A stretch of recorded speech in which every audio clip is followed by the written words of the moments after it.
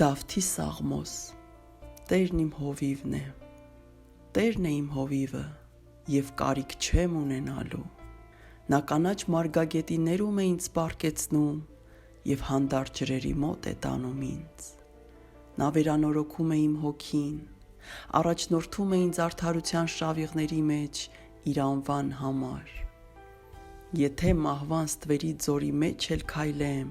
չար բանից չեմ վախենա, որովհետև դու ինձ հետ ես, քո գավազանն ու ցուպը մխիթարում են ինձ, Դու սեղան ես պատրաստում իմ առջև, իմ թշնամիների դիմաց, Դու իմ գլուխն օծում ես յուղով, իմ բաժակը լեփ-լեցուն է, Այսպես բարիքը և ողորմությունը կգան իմ հետևից իմ կյանքի բոլոր օրերին, և Տիրոջ տանը կբնակվեմ ամբողջ կյանքիս ընթացքում։ Դավթի Սաղմոս, ինչ է պահանջում Տերը։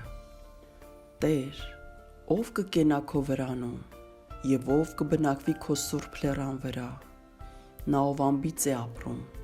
արդարություն է գործում և ճշմարտություն է խոսում իր սրտում, Նա, ով իր լեզվով չի չարախոսում և չար բան չի անում իր ընկերոջը և նախատինք չի գցում իր դրածու վրա, Նա, ում աչքերի առաջ անարգված է չարագործը, բայց պատիվ է տալիս Տիրոջից վախ ունեցողներին, ով երդում է տալիս ընկերոջը և չի փոփոխվում, ով իր արծաթը չի տալիս վարձով և անմեղի դեմ վկայելու կաշառք չի առնում, ով որ այս անի, հավիտյան չի սասանվի տեղից։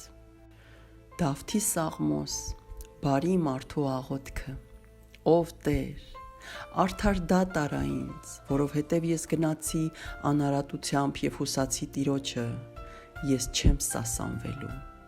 Փորձիր ինձ, Տեր, և քննիր ինձ, փորձիր իմ միտքը և իմ սիրտը,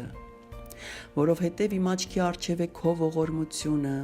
և ես գնում եմ քո ճշմարտության մեջ, Ես ունայն մարդկանց հետ չեմ նստում և չեմ ընկերանում կեղծավորների հետ, Ես ատում եմ չարերի հավաքույթը, չեմ նստում ամբարիշտների հետ,